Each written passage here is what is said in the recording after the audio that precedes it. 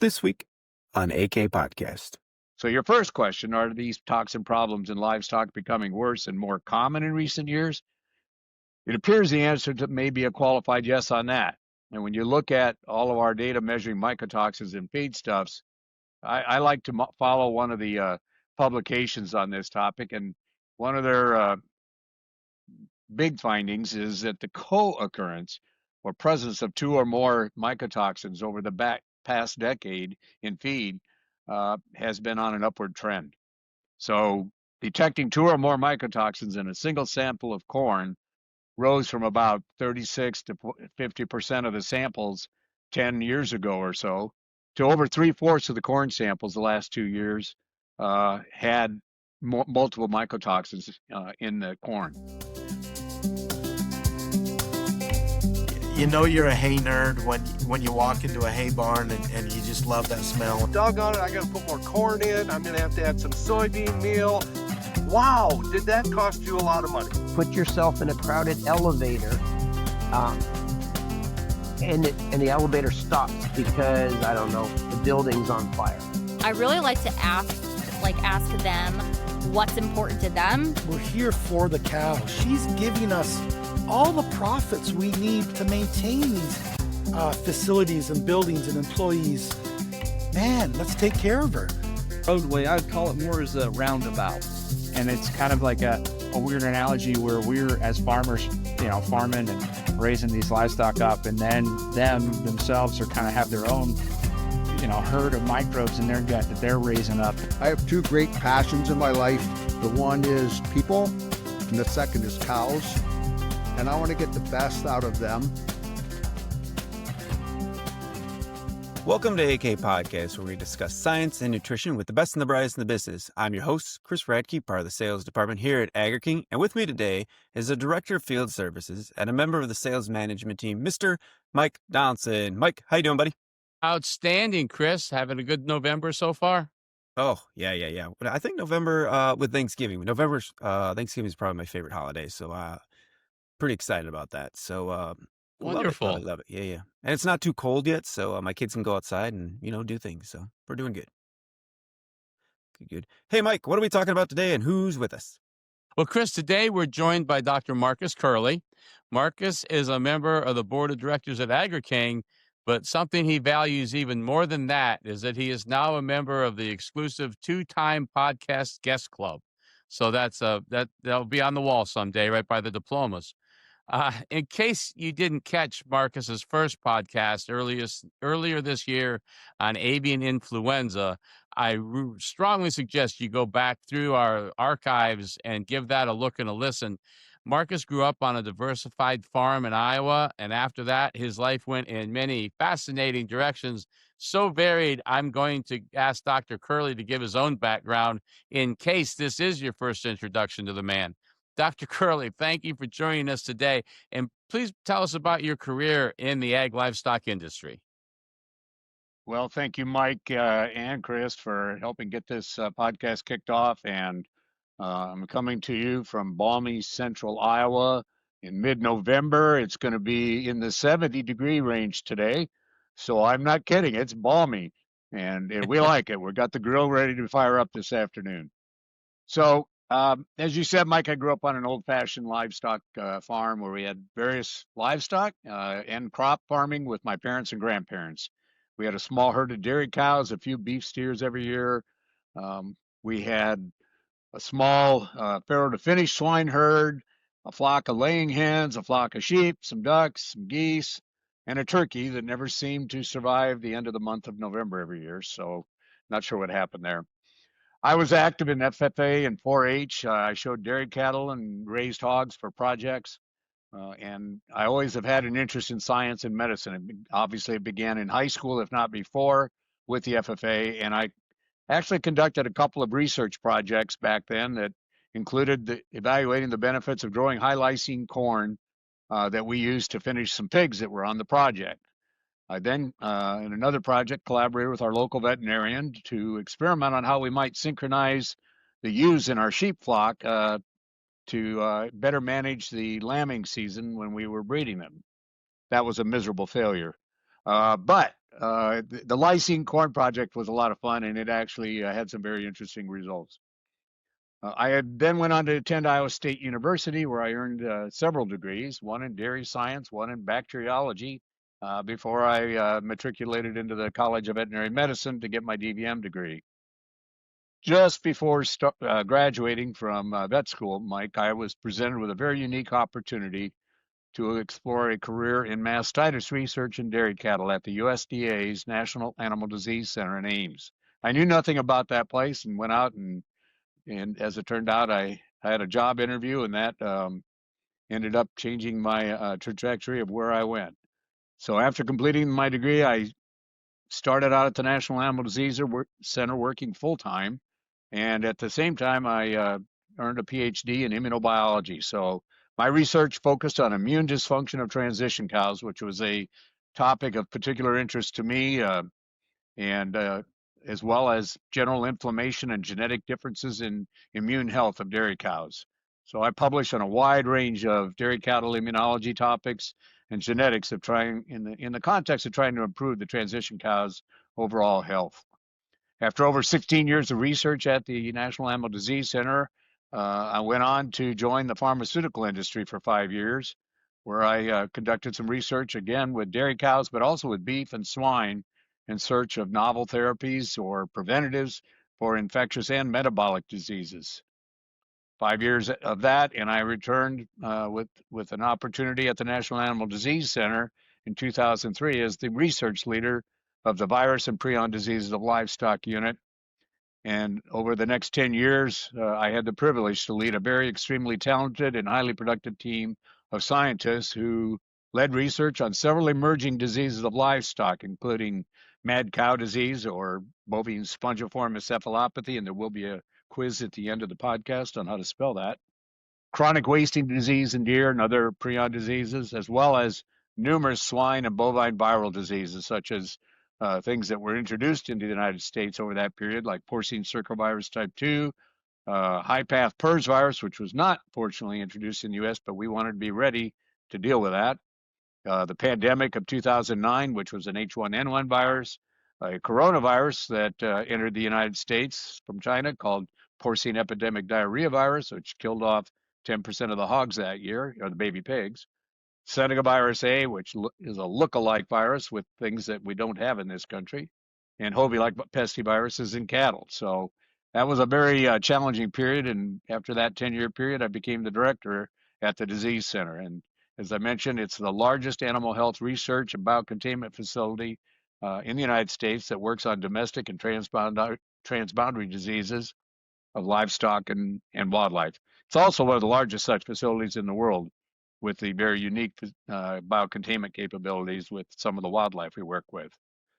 Following my retirement at the end of 2020, I was asked by Clark Kehrli to join the Agri-King Board of Directors, and I've had the pleasure of serving on the board since July of 2021. That brings us to today, Mike. Thank you, Marcus. I'm very thankful for two things. First is we can get someone as intelligent as you to be a guest on the program. I won't live long enough to have that number of experiences. And the second is, as the host of the podcast, I don't have to take the spelling test. I just get to mentor the spelling test. So that's good news for me. The thing we wanted to talk with Marcus about today is the challenge toxins are presenting to animal agriculture. We're hearing from our field nutritionists at Agri-King, as well as the industry at large, that this could be a very, very big challenge this year. Toxins are going to not be good. To start us off, Marcus, what does the term toxin really mean? What's that speaking to? Where do they come from? And what conditions make them more likely to be a problem in a given growing season? Well, Mike, that's a very broad, encompassing question, but technically speaking, toxins are just naturally occurring poisons. In other words, you can think of it as something that's naturally made by living things like bacteria, fungi, plants, or animals. It's nature's way of an organism defending itself or attacking another living organism or cell. And obviously, toxins can make us sick if we come into contact with them through breathing, eating, or even skin contact, depending on the toxin.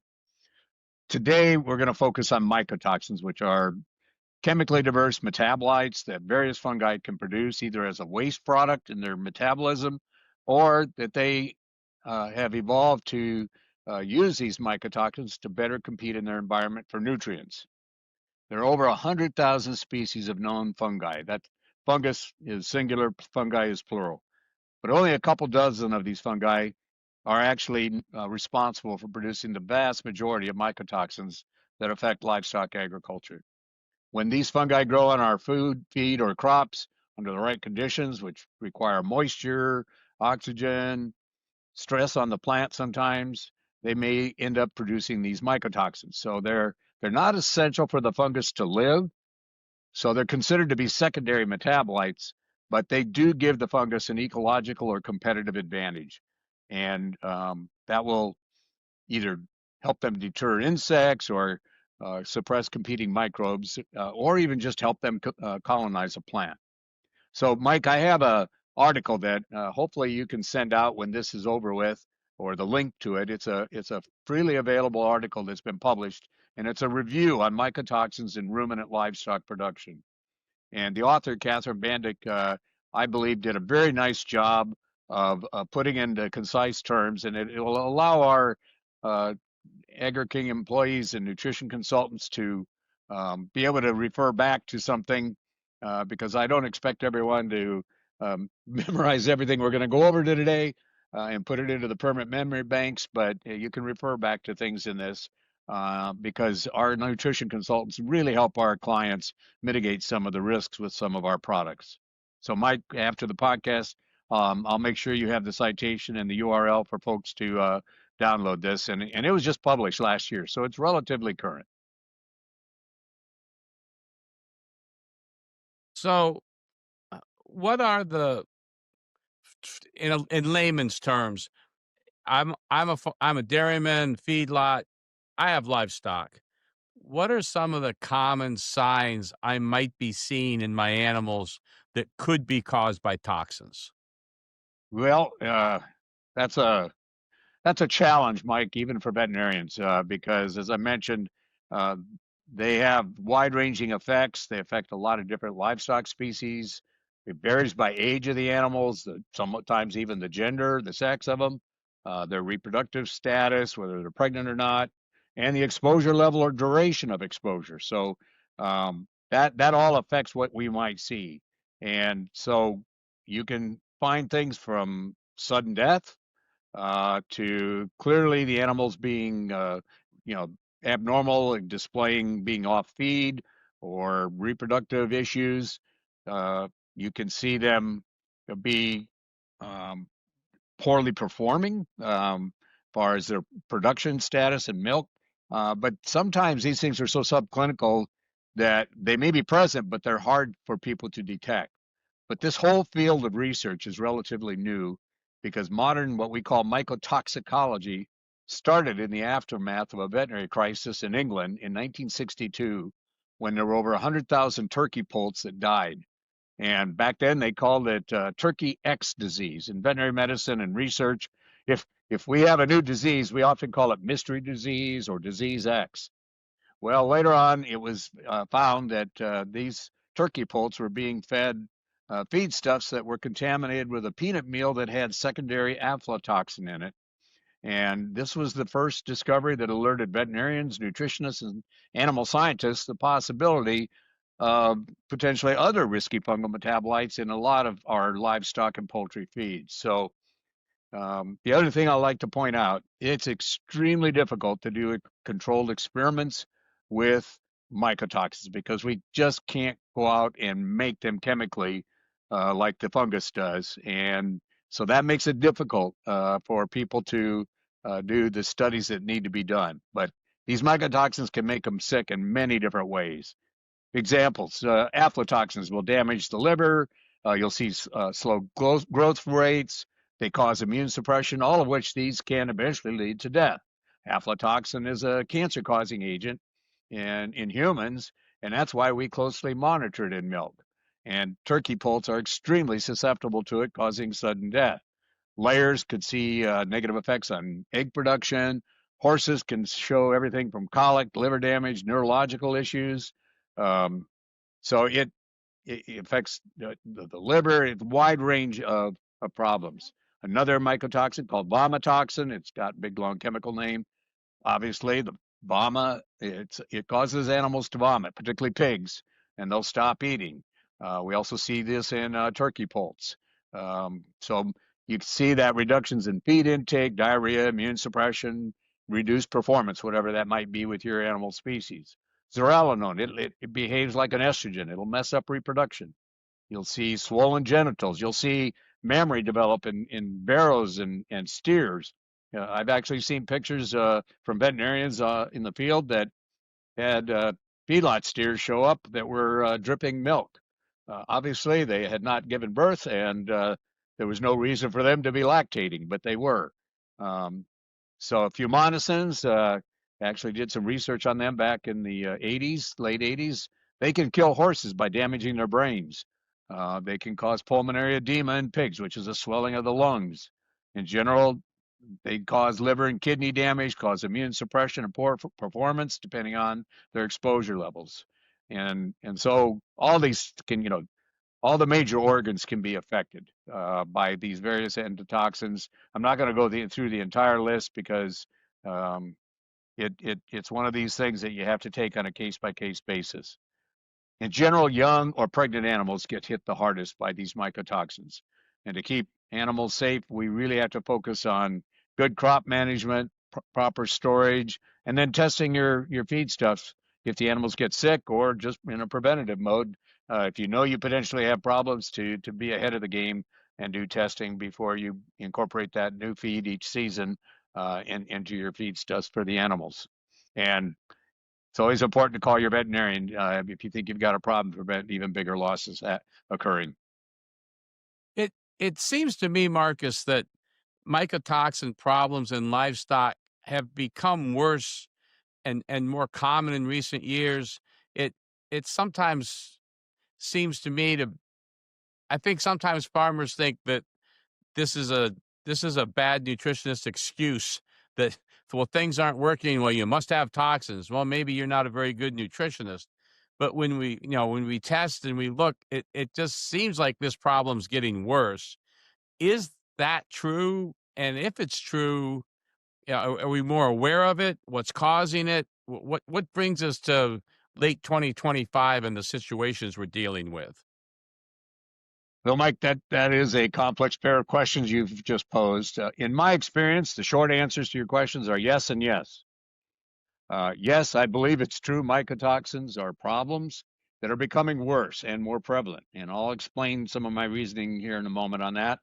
But it's also true that with our advancements in science, we're becoming better at detecting and diagnosing and being more aware of what is out there. Obviously, in 1962, those turkey poults, we weren't thinking of mycotoxins, and research into the area advanced our understanding of what was actually happening there. And this gets repeated as we find more and more problems as time goes on. So let me start by taking a short step back here and present a little bigger picture on toxins, okay?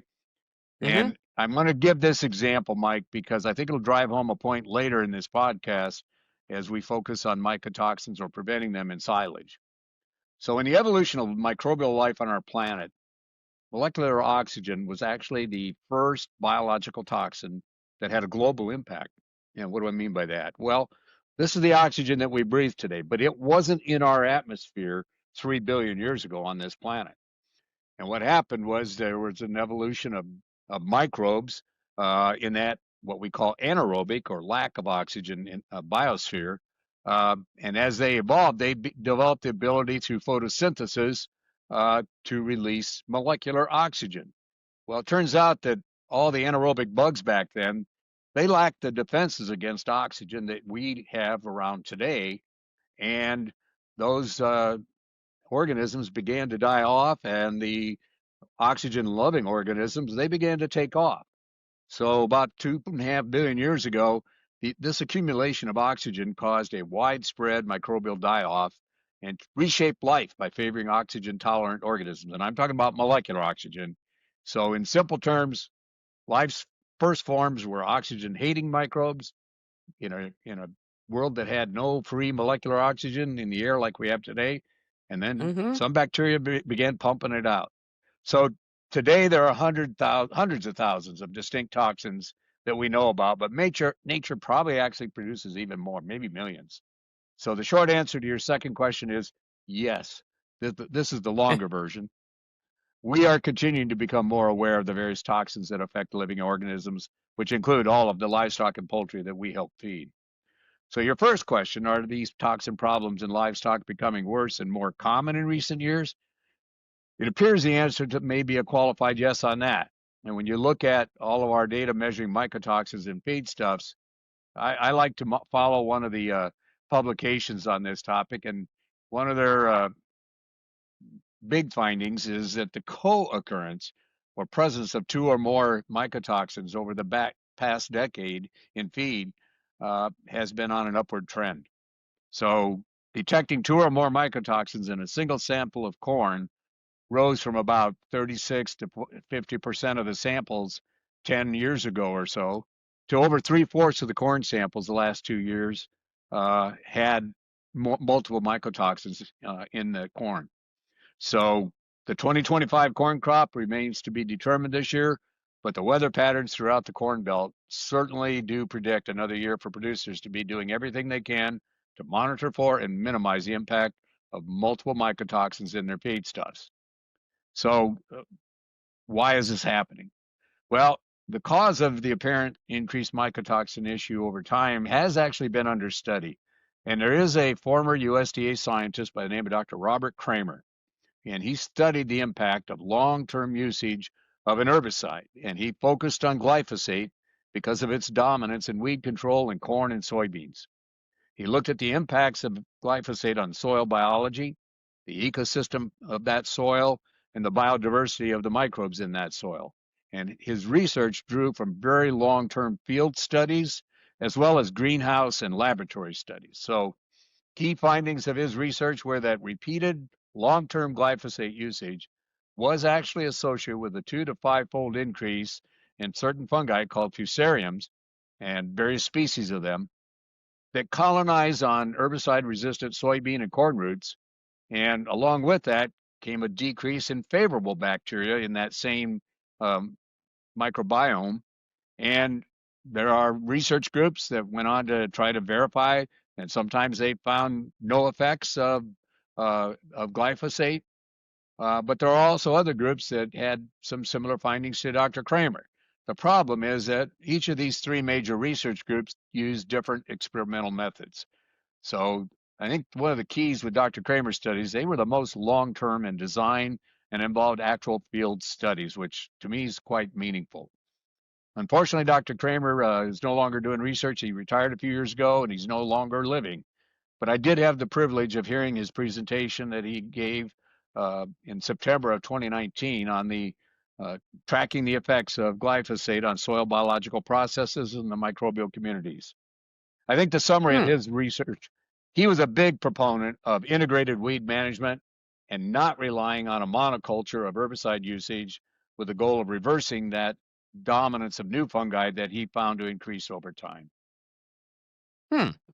That's interesting. And that's certainly, I mean, I can think back over in my lifetime when Roundup was brand new. I'm sorry, glyphosate, whatever. And, but that's certainly something that I can see an increased use of. Never thought that was a big aspect of this. What crops are most likely to give us a high level of toxins that we have to deal with? Yeah, Mike, many crops can actually be affected, especially those that we use in livestock feed. But some are a little more prone, and I'll just touch on a few of them. And I'll expand a little bit on corn because it's highly susceptible to a wide range of fungi that are capable of producing mycotoxins. And that's primarily due to corn's high starch content. And, that's a nutrient that the fungi can actually utilize quite effectively. And corn is also frequently exposed to warm, humid conditions during the growing season and or in storage. So the exposure to the fungi can actually begin in a narrow zone right around the roots of the corn plant. It's a tiny zone, maybe 1 to 5 millimeters away from the outside of the root, so very narrow. But this is a hot spot, if you will, of microbial activity that's influenced by things that get released by the roots called exudates or secretions. And there's a lot of microgroups in that little tiny zone. It's called the rhizosphere. That will too also be on the exam. But it's highly enriched in bacteria and fungi, and there's interactions there that the microbes work together with the root to actually increase the ability of the root to absorb nutrients out of the soil. But the beneficial fungi help the plant by competing against pathogens for the plant. But it's a teamwork of all these microbes with the root plants, plant roots, I should say, and the beneficial organisms. So wheat and small grains can also suffer from this: barley, oats, rye, so forth. Soybeans, sorghum, or grain sorghum, milo, silage of any of these products. Obviously, silage is a fermented feedstuff, and it's prone to mycotoxin if siling process fails to lower the pH quickly, or if air, such as oxygen, as I mentioned earlier, infiltrates the storage during storage. So fungi need the oxygen, and so by lowering the available oxygen very rapidly through proper ensiling or accelerating your ensiling process through products like what Agri-King has, can go a long ways to helping reduce the amount of exposure. So even something as simple as the close to 100-year trend where we've gone away from dry ear corn and dry hay and fed more high moisture feeds could be contributing to this increase in toxin issues. Absolutely. Yeah. Organisms like moisture, and they don't grow real well in the absence of water. So that definitely is a big key. Well, what do we do to limit the amount of toxins that we're bringing in from the field on these different crops?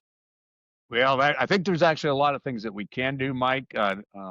We'll find variable benefit from some of them, but certainly minimizing contamination on the crop itself by the fungal organisms will be a part of what I'll point out here. But preventing the fungal infection certainly starts in the field with reducing plant stress and exposure to their fungal pathogens.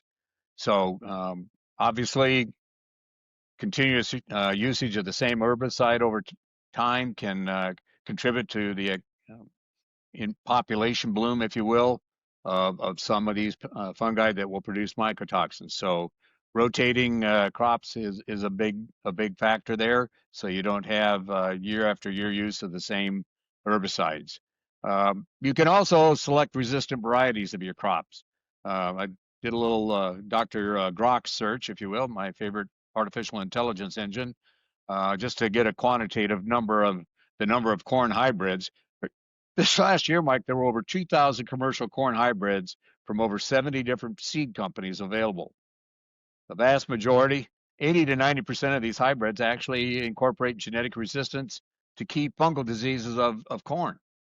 Now, that's a standard selection criteria now in modern corn breeding programs, and you can get this data out of various state extension services.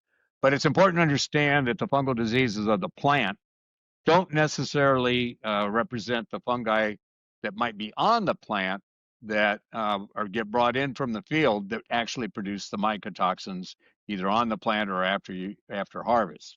But those fungal diseases of corn, for example, can weaken the plant's resistance to the soil fungi that do produce the mycotoxins. So it's important to try to keep the plant as healthy as possible, and mycotoxin resistant strain varieties of corn will help you in terms of minimize the damage to the corn crop. Similarly, there are options available for wheat and barley.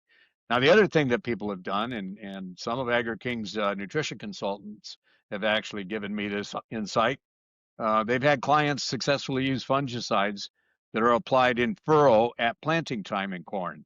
And what I mean by in furrow, it doesn't get put in with the seed, but it's put in within about a 2-inch zone of the seed. And one example was a product called Xyway. It is an in-furrow fungicide, And a few of our clients have achieved lower mycotoxin levels in their corn silage when doing side-by-side comparisons on their farms based on analyses that Agri-King's Analab conducted for mycotoxins. Now, when I went out and looked a little further, there are private trials and university fields trials that have been looking at these types of approaches, and their findings vary widely. And some of it comes down to the timing of a fungicide being applied, the disease pressure in the field, the historical disease pressure, because these things can carry over. But today there are a very large number of fungicides that are commercially available, and this is just one example. I'm not here to endorse or to discredit it. It's just that the results do vary with application of timing, weather events, disease pressure, and we've certainly seen a lot of fungal diseases move northward this last year for corn throughout the Corn Belt. And I've heard some pretty remarkable observations of the use of aerial application of fungicides in minimizing the effects of those fungal infections of the corn on yield, as much as a 50 bushel per acre difference being sprayed versus not. So you can go on and spray corn in the field with these fungicides. I know people that do this. I think many of them are put on with the use of drones. And I think the outcome is variable based on the disease pressure in the area that the farmer is raising their crop. And additionally, insect resistance in these varieties that we plant is important because it'll reduce the damage that might be done to the ear or the seed, which does create entry points for fungi that may actually produce mycotoxins, so as a contaminant. So crop rotation, residue management, I mean, a very diverse approach to managing your production of your feedstuffs is very important, because if you rotate with non-host crops and avoid corn on corn or other small grains to lower the fungal carryover, that will go a long ways to minimizing the disease pressure on your crop. Baling, deep tillage to get the residues down so that they don't have the capacity to help winter the molds. So good agronomic practices to maintain your soil health.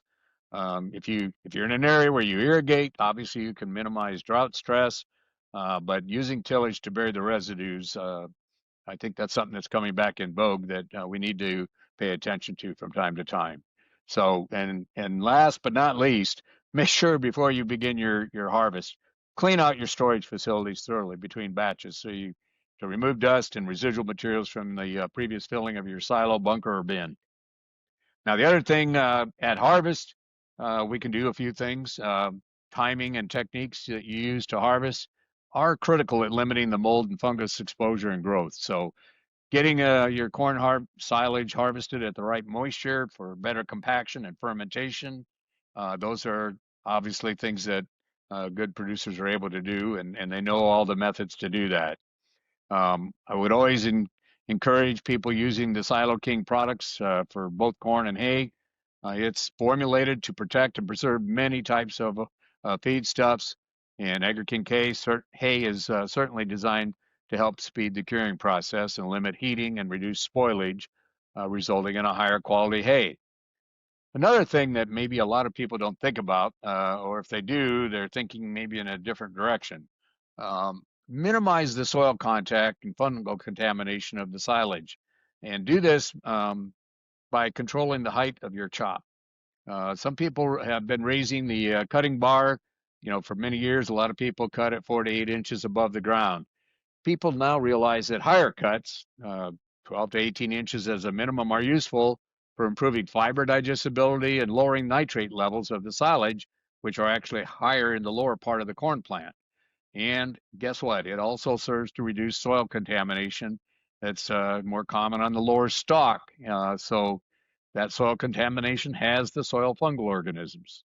Recent conversation I had with one of our Agri-King nutrition consultants that I have had the pleasure of meeting, Andrew Ahrens. Andrew is unique. He owns and operates his own large dairy and also has a custom chopping business, as well as being an Agri-King nutrition consultant. And talking with him, he said he likes to set his chopper to cut at 24 inches. because otherwise it costs him more to chop that extra lower stalk that's also higher in lignin, nitrates, and soil contamination. If he cuts lower, then he has to pay extra to haul the lower digestible portion into the bunker or silo, which eventually results in a TMR that's got lower digestibility and lower feed value to the cow. Andrew further argues he would then have to pay again to haul that undigested material in the form of manure back out onto the field. And that common sense philosophy makes a whole lot of economic and nutrition sense to me, and it makes some very good health sense by reducing the amount of fungal contamination. So just a little kernel of thought to share with people, no pun intended on the kernel of corn. In siling, apply Silo-King during harvest to accelerate the fermentation process, to drop that pH quickly, and to create an anaerobic environment that helps inhibit the fungal growth. Like I said, oxygen is a toxin for fungus, and I can't emphasize enough that Silo-King is far more than just a typical inoculant. Through years of research and development by the Agri-King research lab team, they have made Silo-King with a combination of 3 different strains of lactic acid producing bacteria that work in sequence of each other, along with an arsenal of 16 different enzymes that combine to play a role in accelerating the ensiling fermentation process and making the nutrients in that silage more readily available during rumen digestion in the cow. So by more rapidly creating an anaerobic environment in the silage, this helps minimize aerobic fungal growth that may contribute to mycotoxins in the silage. And Silo-King also contains potassium sorbate that helps preserve the silage against further mold and yeast growth. Finally, I think it's important that Silo-King has antioxidants that further aid in minimizing the development of an aerobic condition in the silage. So additional good ensiling practices, make sure you get it compacted right and sealed off to ensure an anaerobic silage pack, and getting the proper uniform chopping length, packing density, using heavy equipment, sealing with plastic covers and oxygen barriers to exclude the air. You want a good balance between sufficient effective fiber length on the chopping length, but you also want good rumen health and digestibility. So when I'm walking through a herd of cows, I like to see 3 out of every 5 cows that are laying down or standing comfortably in the lot to be chewing their cud. This is a great indication of rumen health. So 3 out of 5 cows, you probably have good effective fiber in that ration. If it drops much below that, you need to start paying attention to whether the ration is too finely chopped or if the feed bunk is not being managed properly. Inadequate cud chewing can lead to subacute ruminal acidosis and can also indicate cow discomfort issues. So herds with rumination collars or sensors will have a lot of extra data that you can look at, and it'll give you a 24/7 picture, which is great, but I like walking the cows too, because it'll always give you an opportunity to see other things that might be happening in the pen. For grains, make sure you get them dried properly, and moisture control is essential. If you can, make sure you harvest them when it's cool enough, and you aerate the bin when it's cool at night, and obviously keep hay stored as low a moisture as you can get it there. So those are kind of the keys to me of preventing it in your products that way. When storing a forage, what can be done to keep those toxin numbers from increasing in storage? Using Silo-King as a product is really best suited for your operation because it gets you off to a great start with that silage, and it'll also make sure that you can keep the cover on it from being damaged by wildlife or the mechanical bull, which can sometimes damage materials, and I'm referring to the tractors and so forth. So make sure that all of that gets done properly. Marcus, what are your recommendations when it comes to testing different feeds for toxins? It's best to just have a program of ongoing monitoring and mitigation of the various steps that are in your feed program to make sure that you minimize the mycotoxin exposure and the effects of those on your animals. So sample and test your feedstuffs before you actually feed them to the animals, especially if mold is visible. But the mold can also be gone and not visible, but the mycotoxins can remain because they are very durable and they are not readily inactivated by virtually anything that we have available to us. So with ruminants, I know the Agri-King Analab, they want to start with testing our TMRs or the partial mix rations, the PMRs. And many of our producers already add flow agents that help with these challenging feed sources, things that contain clay-based materials like bentonite, yeast cell wall extracts, or aluminosilicates. These are effective for aflatoxins, but they vary for the other mycotoxins like fumonisins, and they're not quite as effective. One thing that I'll emphasize is that Agri-King's AKMC is a flow agent for the further manufacture of feeds for all classes of dairy, beef, swine, and poultry.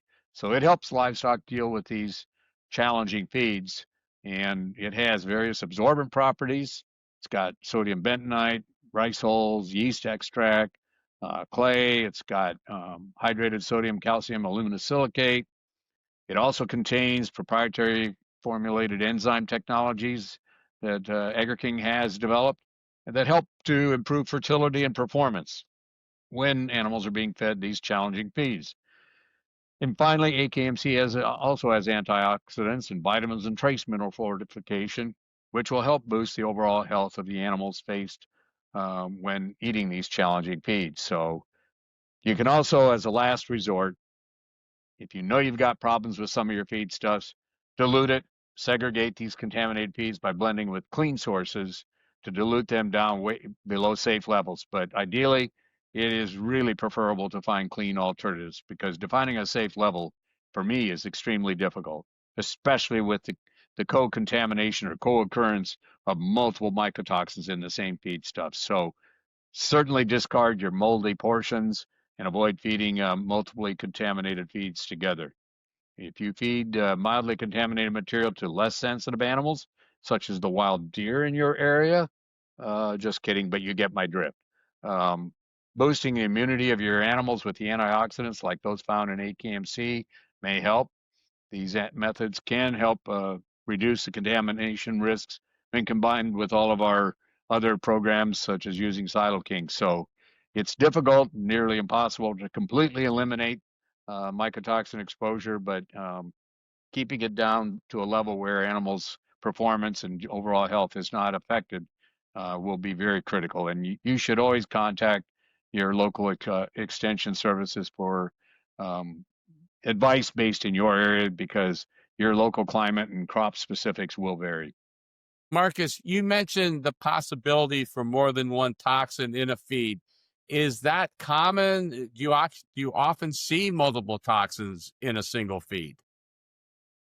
Well, Mike, that's a great question, and I'm glad you asked, because in preparation for today's podcast, I began with what I would say is a very biased view on the problems associated with the co-occurrence of mycotoxins.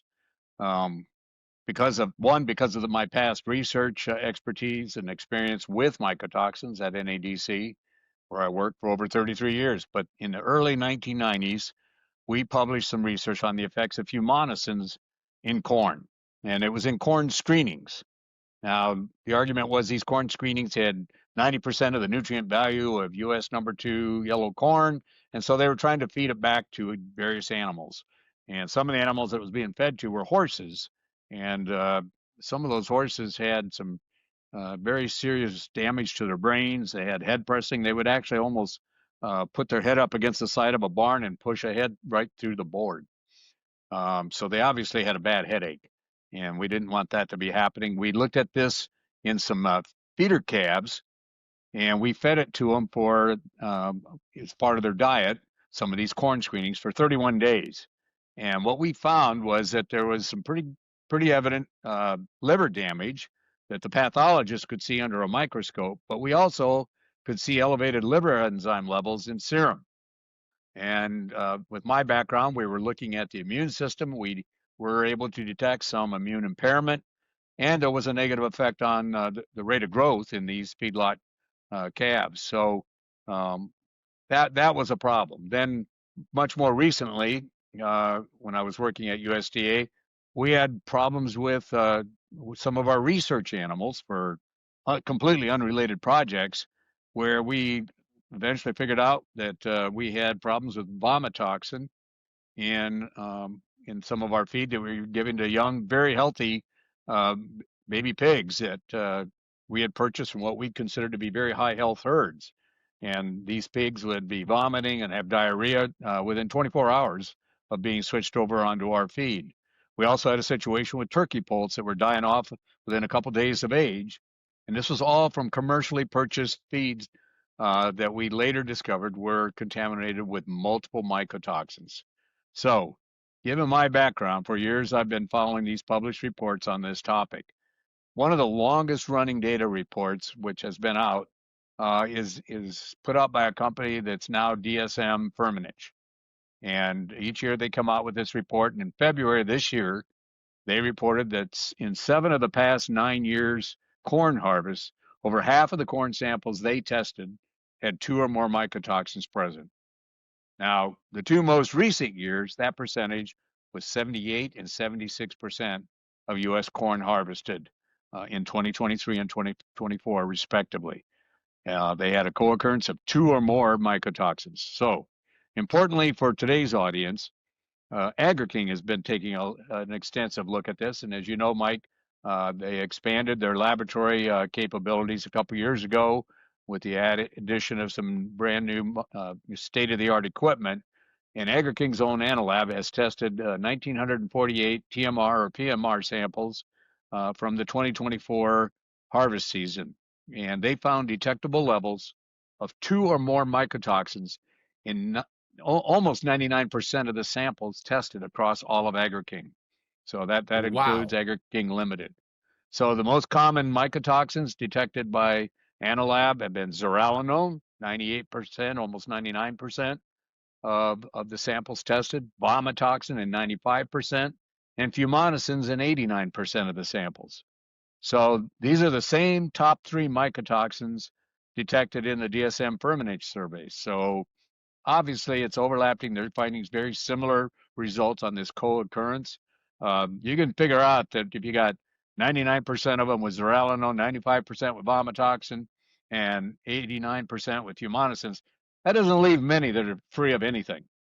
So there is a bit of a drop off for the next most common mycotoxins that Analab detected, which was T2 toxins.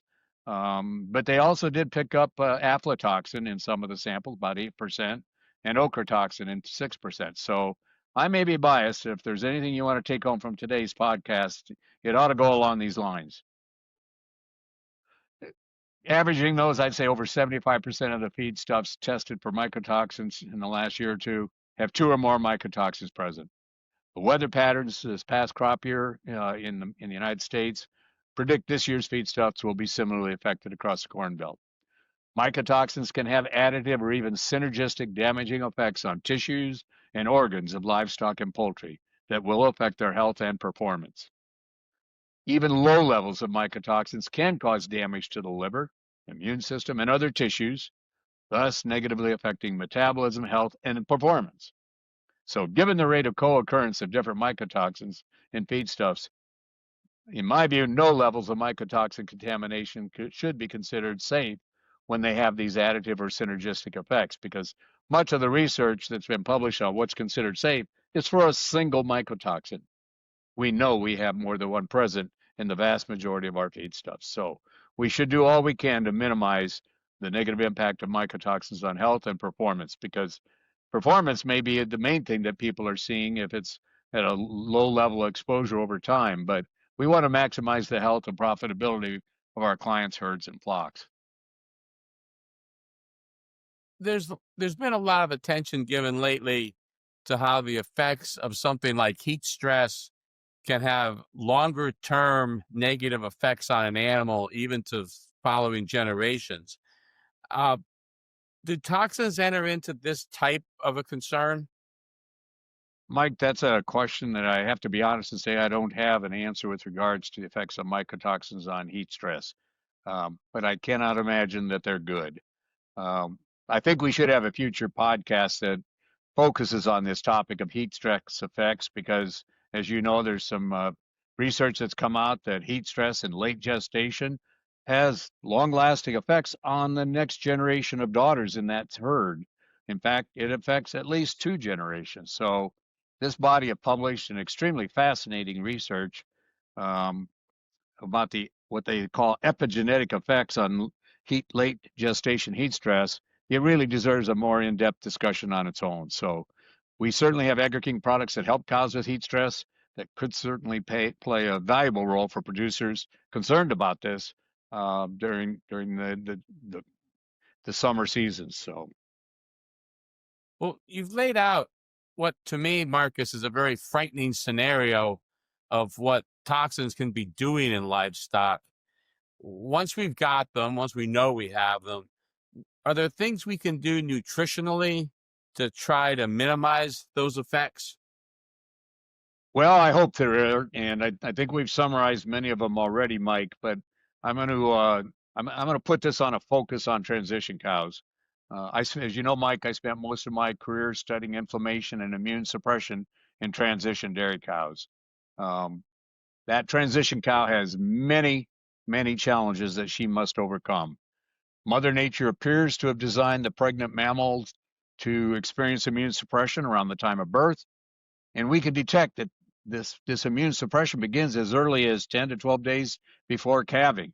And depending on the individual cow, her immune system will bottom out in the first 7 to 10 days after calving, and then slowly recover over a period of days to weeks, depending on the cow and the environment that she's in. So this immune suppression leads to what I consider to be dysregulation of the entire immune system, because when that transition cow experiences an infectious disease, like mastitis or metritis, diarrhea, or respiratory disease, it's going to be more severe in that transition postpartum period than it will be in later lactation. So this same transition cow is also undergoing huge metabolic changes associated with the sudden demand for energy, protein, and calcium to go into that milk. And with that sudden change, she's also supporting the growth of the fetus at the end of pregnancy. And so with that sudden onset of lactation, those demands put tremendous stress on her liver, and she must manage those energy needs with mobilization of long-chain fatty acids from her fat stores, and the liver attempts to prevent the development of fatty liver and ketosis. Well, that same liver is trying to detoxify mycotoxins that she may be consuming in her ration. So I believe we need to do everything we can to properly manage the transition cow's metabolic needs, and at the same time help her mitigate the mycotoxins that she's likely consuming in her diet. And a product like AKMC, which may aid in reducing the demands on her liver to detoxify the mycotoxins, can only help the transition cow get started on her next lactation. As you know, any disease hit in that postpartum cow can have a permanent, and most likely will always have a permanent impact on the entire lactation curve for that lactation, that she will not reach her full production potential. So avoiding diseases by maintaining her through that transition period at an optimal level is extremely important. AKMC, Trilution, bovine replete, and so forth, these can help support her metabolism and immune system during the transition period to get her off the best possible start of her lactation, because it does set the tone for the rest of the lactation. You know, I really think of these high producing dairy cows as metabolic Olympians, you know, the very best. And given that they are genetically endowed with very high production capability, the dry and transition periods are when we need to train their digestive and lactational metabolic systems to perform at an Olympic pace. Dr. Kehrli, do you think there's anything that we'll be able to do going forward to maybe decrease the problem that mycotoxins present? Well, I've had kind of maybe a little bit of a negative tone with the problem of these mycotoxins, but I don't think it's hopeless. I think we have some things that we can do, but it's going to be an uphill battle. To start with, I do believe we need to focus on modifying our agronomic practices that we use for crop production. I do believe we should fully embrace the research that Dr. Kramers and others have done on this topic that shows we have altered the microbial community in the rhizosphere of the roots of our crops. That I think that altering those beneficial bacteria and fungi in that growth region in the soil for the plant is likely contributing to the increased exposure of plants to undesirable fungi that do have the ability to produce mycotoxins. And anything that we can do to minimize stress on our plants and animals that consume those plants, we need to do. We should validate their recommendations of this diversified integrated weed management, which includes crop rotation, cover crops, rotational use of unique herbicides, mechanical weed control, reducing crop residues between the growing seasons. All these are things that can help us mitigate the amount of mycotoxin producing fungi in the soil. So much more research is needed in this area of agronomy because in my view, it's our only means of knowing whether or not our methods will be effective in lowering the occurrence of mycotoxins in feedstuffs. On the animal side, we need to continue investing in research to reveal additional methods to mitigate the mycotoxins that do reach the feed bunk. And ideally, maybe we can identify methods to detoxify mycotoxins before they're fed to our animals. Only then will we have provided some, very valuable tools to help manage this problem. Marcus, I really appreciate you being on the podcast today. This has got to be one that people are going to need to go back and re-listen to and grab a piece here and think on it a little bit. And I appreciate you taking some very complicated things and making them understandable for us. Any wrap-up kind of observations or comments you've got on the topic? Well, Mike, we'll send out the link for that review article and make that available to everybody. I'm also working on what I'm going to call a little short abbreviated handout that our nutrition consultants, hopefully it would be something that they could carry around in their pickup and have as a resource to look back at these things, because you can't be an expert on all this stuff, and just having that as a backup resource, I think will help people. So once I get that finished up, we'll make sure that gets sent out to everybody, or you can make that happen. That is wonderful. Thank you again. So, Chris, out of the long list of things that you learned today, what do you want to summarize and tell us that you picked up on? I have no idea where to start. One of the things I'm fascinated with is Dr. Marcus is still researching and still finding new developments, and he's willing to expose that with us, I guess, kind of walk us through his trial. But we'll put that article at the bottom, I think, of our podcast, so that should be there for whenever you happen to listen to this. And it should be a link there as long as that article is still up. My big takeaway is that statistic, he said that over half of feedstuffs tested for mycotoxins have 2 or more mycotoxins present. I was like, that's kind of flooring, I guess, and kind of frightening at the same time. If you like what you heard, if you'd like to hear more, you can find us on any of the socials. Please leave us a review if you happen to listen to us on podcasts or however your Apple or wherever you're looking for us. And you can find us at the bottom of our Agri-King website now. And if you have any questions or follow-up thoughts for us or Dr. Kehrli, please hit us up at podcasts@agriking.com. All right, Mike, Dr. Kehrli, thank you so much for taking your time. Thank you, You guys. bet. Have a great day. Appreciate it.